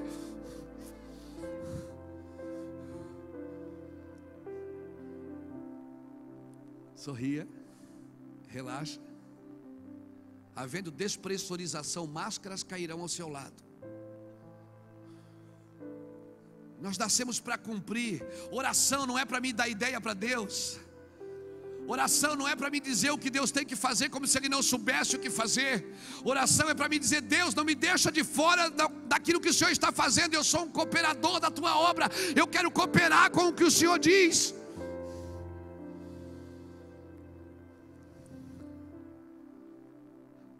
Fé não é empreendedora. Fé é para suportar. Fé não é para conquistar. Tudo que Jesus conquistou na cruz é direito nosso, é nossa herança. Todas as bênçãos de Deus para nós tomamos posse, é nossa herança. Toda a vida, todo o poder, tudo que Deus tem para dar, abrimos nossas vidas para receber, e nada mais nos resistirá. Maior é o que está em nós do que o que está. Levanta sua mão e cante: no mundo bem mais do que o que está no mundo. Quando passares pelo fogo, não te queimarás. Quando passares pelos rios, não te afogarás. Quando passares pelos mares, as águas não te submergirão. Fé é para suportar situações. Não vai mais para a igreja fazer campanha para ganhar coisa que já é sua. Você não tem a cabeça de herdeiro. E porque você não tem a cabeça de herdeiro, você criou a doutrina, a ditadura do merecimento. Você já viu que a gente tem dificuldade de celebrar alguma coisa que a gente não pagou um preço para receber? Quando eu aceitei Jesus, irmão, alguém disse para mim assim: você quer ser cheio do Espírito? Eu digo: quero. Então ora. Eu digo: vou orar. Então eu orava dia e noite, e oro até hoje. Tem alguns versículos na Bíblia que não deveria estar ali. Como por exemplo, orai sem cessar.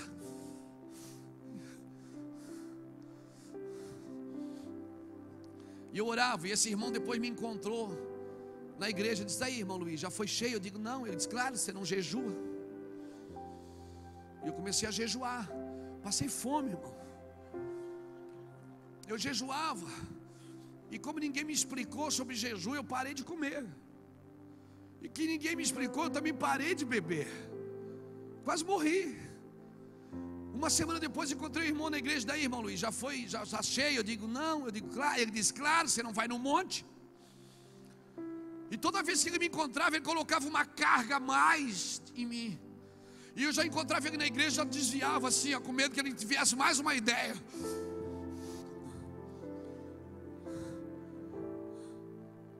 A religião, irmão, é a intenção frustrada do homem de tentar doutrinar o amor de Deus. Aí um dia eu estou sentado na minha sala chorando, dizendo: Deus, eu não sirvo para nada. Ele disse: eu sei. Deus, eu queria ser cheio. Ele disse: eu sei, mas sabe qual é o seu problema? Você quer me merecer. Você tem dificuldade de celebrar quando você ganha alguma coisa que você não trabalhou por ela. Por isso que pessoas não celebram salvação. Elas só celebram coisas que elas podem tocar e pegar. Temos dificuldade de celebrar uma coisa que não trabalhamos por ela. Por isso que não temos uma mentalidade remida de herdeiro. Temos que ir para a igreja fazer alguma coisa, porque tem alguém lá em cima dizendo que eu tenho que fazer para ganhar alguma coisa. Então põe R$1.000 nesse envelope que você vai ganhar 2.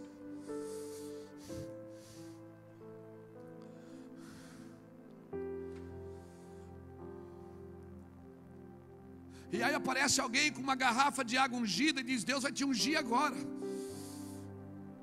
E aí a gente vai enchendo o púlpito de coisas ungidas e tirando os homens ungidos, as mulheres ungidas do altar, que não precisa mais. Nós vamos criando formas e fórmulas, por não entender o tempo e o modo de Deus. Irmão, para tudo. Para tudo nesses dias, pega seu violãozinho, pega seu carrão, pega sua colher, se você só sabe tocar colher, pega aqueles corinhos que você sabe, pega só eles, não pega mais nada, pega só aquela Bíblia, só a Bíblia. Nesses dias, pega só a Bíblia, deixa ela te ler, deixa ela passar uma espada na sua vida. Eu vim aqui nessa noite como um profeta, e eu vou embora amanhã, meio-dia, e para mim, você não tem que gostar desse culto, você tem que entender ele. As coisas reveladas são para nós e para nossos filhos para sempre. Para quê? Para que compramos o que fora dito, para que compramos uma palavra. Eu nasci para cumprir uma palavra, eu preciso entender o tempo e o modo. Cara, tem cabimento. Jesus chega no casamento em Canaã da Galileia, João capítulo 2. Aí a mãe dele chega, olha para ele e diz: meu filho, acabou o vinho. Ele diz: o que é que eu tenho contigo, mulher? Não é chegado o meu tempo. 10 minutos depois ele diz: traz água. Meu Deus, 10 minutos antes não tinha chegado o tempo ainda. 10 minutos depois Jesus disse: agora chegou, traz a água. Que isso?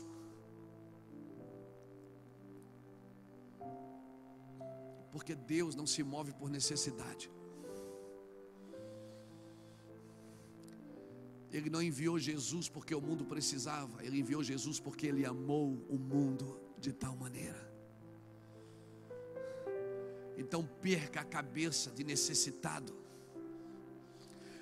Deixa Jesus remir essa mente de necessitado para uma mente de governo.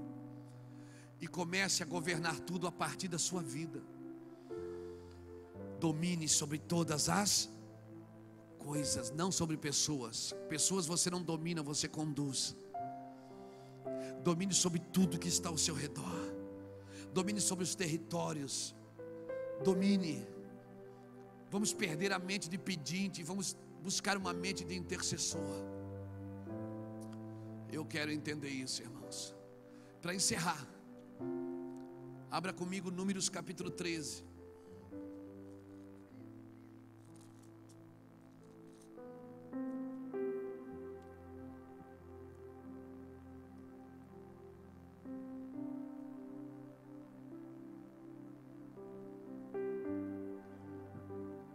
Enquanto você abre Números capítulo 13,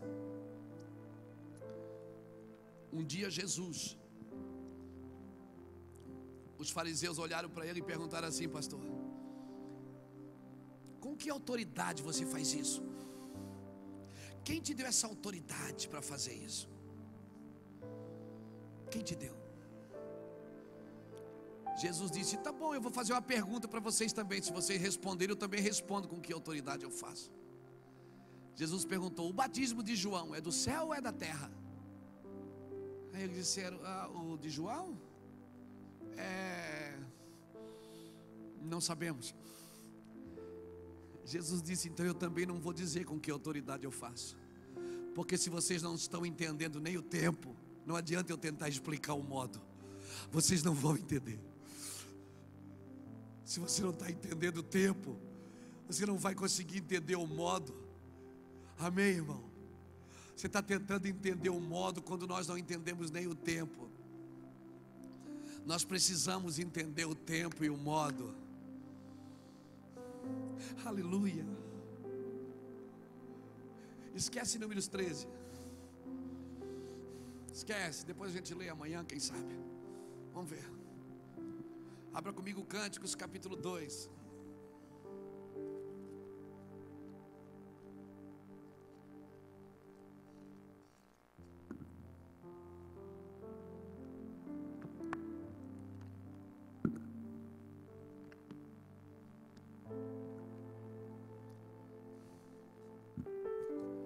Cântico dos Cânticos, capítulo 2. Meu Deus, a minha Bíblia não tem cânticos.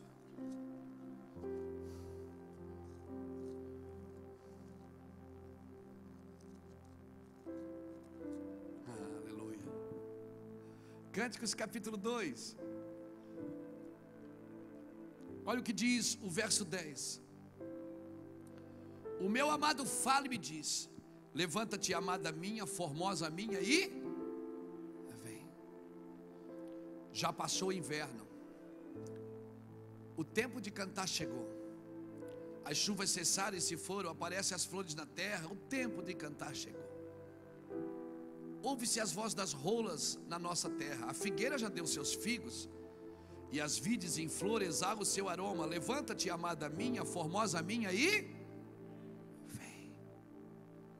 Vê, noiva minha, tu que anda pelas fendas das penhas, no oculto das ladeiras, mostra-me a tua face e faz-me ouvir a tua voz, porque a tua face é linda e a tua voz é doce.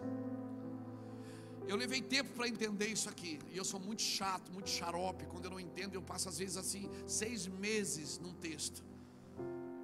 Às vezes você está dentro do carro, dirigindo, pum, aquele negócio estrala dentro de você. Revelação, Deus está tentando revelar a ação para a gente. Revelação é revelar a ação. Deus está dizendo: eu vou fazer isso. Quando eu entendi esse texto, vê, noiva minha, já passou o inverno, o tempo de cantar chegou. Irmãos, profetas da igreja, com que comparamos os profetas? Eles são como estilistas de moda. Quem aqui já foi num desfile de moda? É horrível. Não, é horrível. Você vai num desfile de moda, você fica pensando: cara, ninguém vai usar essa roupa. Porque o estilista de moda, ele anda sempre numa estação na frente. Ele está no inverno, já está desenhando a roupa do verão. E aí ele mostra o desenho para você, você diz: está amarrado. E quer saber, quando o profeta vem para denunciar, parece que está tudo bem na terra. Por isso que os profetas de Israel, eles eram odiados. Estava tudo bem, e eles dizem: assim diz o Senhor. Todo mundo mata ele, esse cara é louco. Vigia. O estilista de moda está sempre numa estação na frente, porque ele dita a tendência. Aí você vai no desfile, você vê aquelas roupas ridículas, sapato de uma cor e o outro de outra. Você diz: cara, ninguém vai usar um negócio desse. Pois quando chega na época, está todo mundo usando. E é lindo, todo mundo acha: ai, visse que lindo. Você viu que lindo? Aí você fica: não, cara, ele não pode estar achando isso bonito.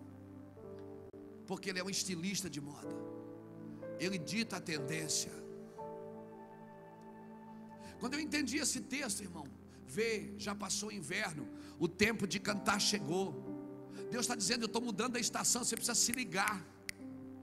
A estação mudou, se liga, a estação mudou. E aí você olha para um homem, teve um homem que pediu para ver o Senhor, lembra disso? Lembra do nome dele? Lembra? Agora você tem que entender o que Moisés fez com Deus. Irmãos, Deus olhou para Moisés e disse: Moisés, eu vou acabar com tudo, eu vou destruir tudo, vou levantar só você no ministério. Deus frustrou com o povo. Deus disse: Moisés, eu vou derrubar esse povo, eu vou levantar só você. Irmão, eu conheço pastor que, se Deus faz uma proposta dessa para ele e diz: eu vou destruir todos os ministérios e vou levantar só o seu. Isso é verdade, Senhor, faz isso mesmo. Vejo que tu és um Deus de visão. Moisés pulou na frente e disse: não, Senhor, não mata o povo. Moisés pregou para Deus. Depois você lê Êxodo 31. Moisés disse: Deus, o que é isso que o Senhor está dizendo? Não, olha o que Moisés diz: arrepende-te agora. Não, você não está entendendo. Moisés pregou para Deus. Moisés disse: Deus, te arrepende agora do que tu disseste. E pasmem, está escrito. E Deus se arrependeu do que havia dito. Está na Bíblia. Moisés disse: Deus, o que é que o povo vai dizer? Que o Senhor tirou o povo lá do Egito para matar no deserto. Os reis das nações vão criticar isso, vão dizer que o Senhor é um Deus injusto, um Deus terrível. Eu fico imaginando Deus e Moisés conversando, Deus com a mão na cabeça dizendo: é verdade, Moisés, eu não tinha pensado nisso. Meu Moisés, se você não me abre os olhos agora. Sabe o que mais me impressiona em Deus? É a capacidade que Ele tem de deixar a gente pensar que é a gente que está no controle. O que mais me impressiona em Deus É a gente dizer, eu vou orar agora e Deus vai fazer. E Deus diz, tadinho, mas eu vou fazer para te ajudar, meu filho. O que mais me impressiona em Deus é Ele deixar a gente brincar de ser hominho, de ser chefe. Aí Moisés disse, Deus te arrepende. Deus disse, tá bom, Moisés, mas tudo bem, eu não vou matar o povo, mas eu também não vou junto, vou mandar um anjo. Deus disse não, Moisés disse não, anjo também não. Percebe? Deus dizia não, Moisés entrava mais. Deus dizia não vou, Moisés entrava. Deixa eu falar uma coisa aqui, um segredo. Está gravando isso, né, meu filho? É um segredo, mas por favor espalhe. Nem sempre que Deus diz não é exatamente o que Ele está querendo dizer. Eu sou pai, eu sei o que é isso. Eu digo não, Samuel, não vai. Ele chega mais perto. Oh, pai, eu digo, não olha mais para mim, sai daqui. E aí assim fica olhando, esperando eu ceder. Eu disse, filho, o pai já falou para você que não. Você precisa aceitar quando o pai diz não, é não. Ele disse, mas pai, por que não? Aí ele chega mais perto e começa a mexer no botão da camisa. Eu digo, Samuel, sai daqui. Sai, eu já falei para você. Mas pai, eu digo, só hoje então. Nunca mais, não adianta pedir de novo.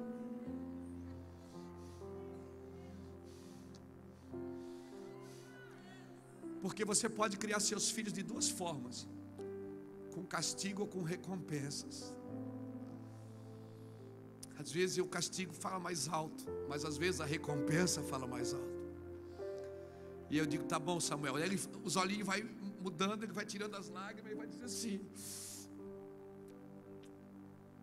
então dá R$20 que tem que pagar. Eu além de deixar aí, ainda dou dinheiro para ir, e depois vou levar e vou buscar ainda.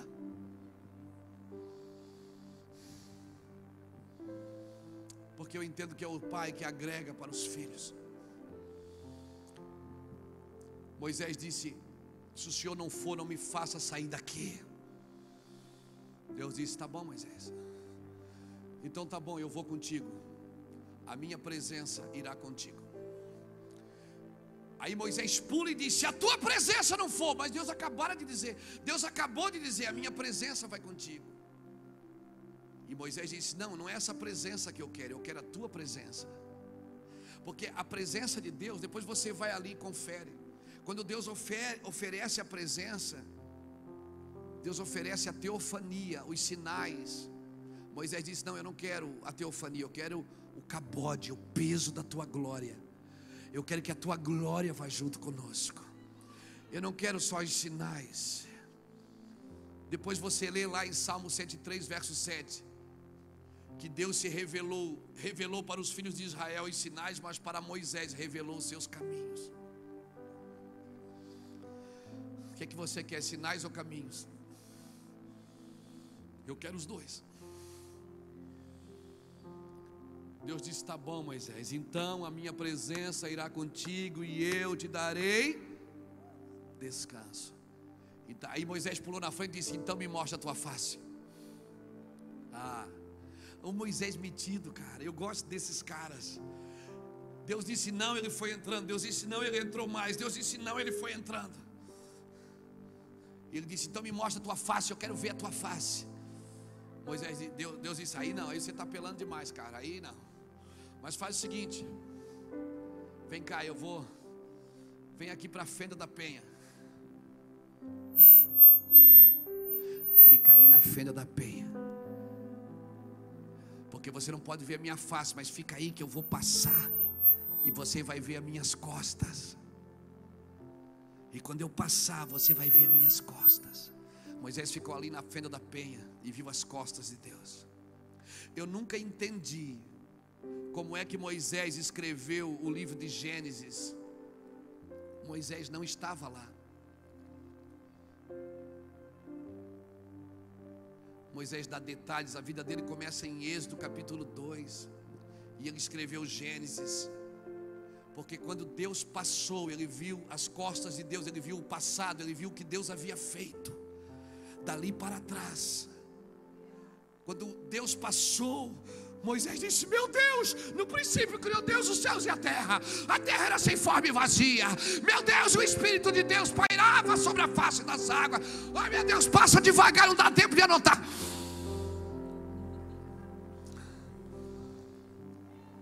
Só que agora, em Cântico dos Cânticos, não é mais um homem que está pedindo para ver a Deus, é Deus que está dizendo: cadê você, noiva minha? Você ainda está na fenda da penha. Aí você só vai ver o que eu fiz, você não vai ver o que eu estou por fazer. Você não vai ver o futuro de todas as coisas. Você não entendeu o tempo e o modo. Se você ficar na fenda da penha, você só vai ver o que aconteceu. Aleluia. Sai, tu que anda pelas fendas das penhas, no oculto das ladeiras. Agora, igreja, mostra-me a tua face e faz-me ouvir a tua voz. Não é você que está pedindo para me ver, é eu que estou pedindo para ver você. Cadê você na cidade? Cadê você na nação? Cadê você nos estados? Cadê você nas nações? Aonde você está, igreja? Passamos a vida inteira falando do que Deus fez. Esses dias é os dias de falar o que Deus está por fazer. Por isso os profetas precisam voltar para a igreja. Eles precisam voltar. A revelação precisa voltar. Fica de pé comigo nessa noite.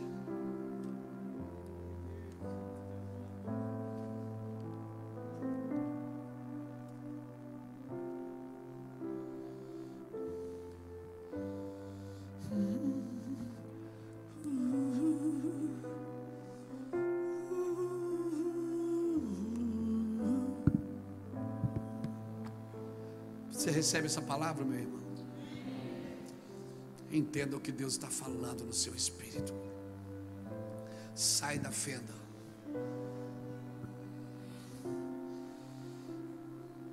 As coisas que te trouxeram até aqui não são suficientes.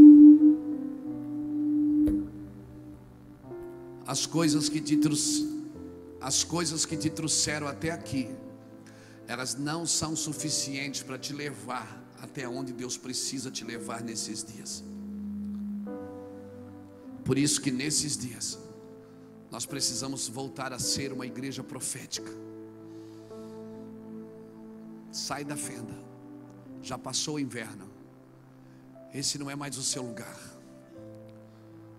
Esse não é mais o seu lugar, igreja. O seu lugar agora é voltar a ver o que Deus está fazendo. É cumprir o seu propósito. Salmo 139, verso 16: no seu livro ele escreveu sobre mim, sem que nenhum dos meus dias existisse. Aleluia. Você recebe essa palavra? Então sai do seu lugar, vem aqui na frente, me deixa orar com você. Me permita orar com você.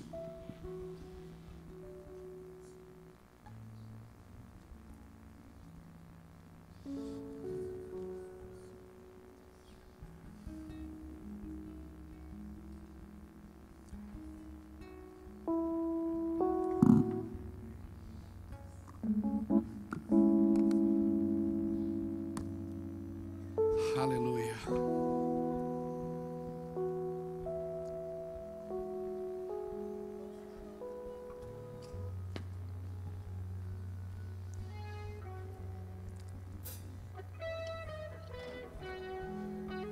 Nesses dias nós precisamos voltar para as revelações, aquelas mesmas que você recebeu um dia.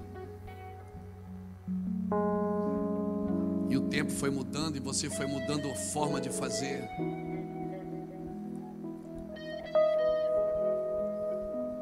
Foi fazendo, foi funcionando. Esses não são dias de funcionar. São dias de fluir. De entrar no lugar em Deus. Eu quero orar com você. Feche seus olhos, põe a mão no seu coração e me deixa ministrar no seu espírito.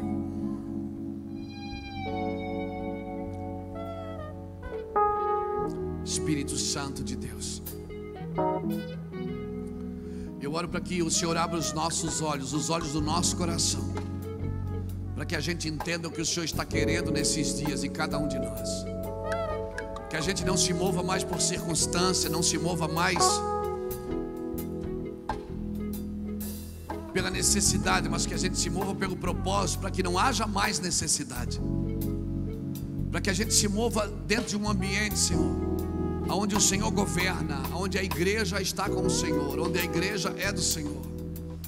Senhor, aviva o nosso coração, aviva a nossa alma, aviva o nosso espírito. Leva-nos em lugares aonde o nosso espírito está sincronizado com o teu espírito. Deus, vem com o teu fogo aqui. Passa teu fogo, Senhor, em Telêmaco. Passa teu fogo nesta casa. Passa teu fogo nesse estado. Passa teu fogo no sul do Brasil, Senhor. Ministra as tuas verdades em nosso espírito. Deixa a gente desfrutar, Deus, da tua presença. Deixa a gente viver, Senhor Deus, para ti, só para ti. Nos ensina esse princípio. Feche seus olhos, irmãos, e faça a sua oração. Feche seus olhos e faça a sua oração. Diga: Senhor, eu quero entender o tempo que eu estou vivendo. Eu quero entender a forma que eu estou vivendo, o modo que eu estou vivendo.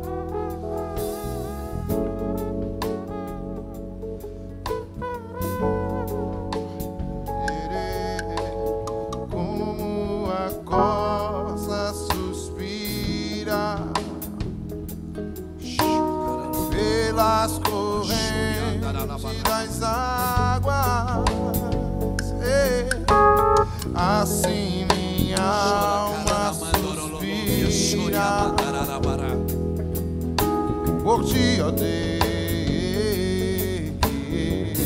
Minha alma tem sede de ti.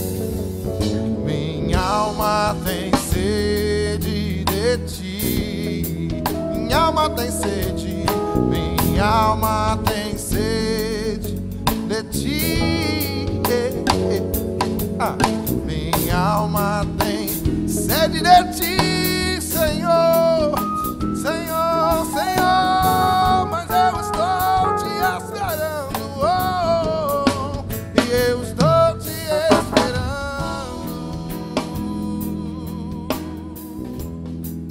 Eu estou te esperando, Senhor. Estou te esperando.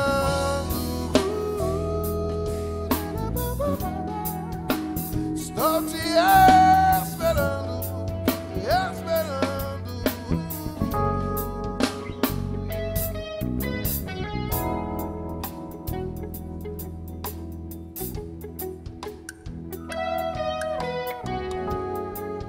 Levante suas mãos, querido.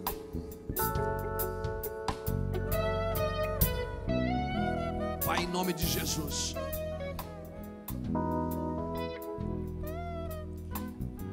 levanta a tua igreja nessa nação. Solidifica a tua igreja nessa nação. Abre os olhos, Senhor. Nos dá alegria pela salvação. Nos dá, Senhor, alegria pela salvação. Nos ensine a celebrar o que recebemos de ti, Senhor. Nos dá sabedoria, Senhor, para lidar com nossa terra, com nossa cidade, com a nossa família, com a nossa graça. Nos dá graça para lidar com a graça. Nos dá graça, Senhor, para lidar com a graça. Aplauda o Senhor lá no alto, querido. Que o Senhor te abençoe em nome de Jesus. Foi um prazer servi-los na mesa do Senhor, amém? Que Deus abençoe você. Amém, irmãos. Glória a Deus. Aplauda.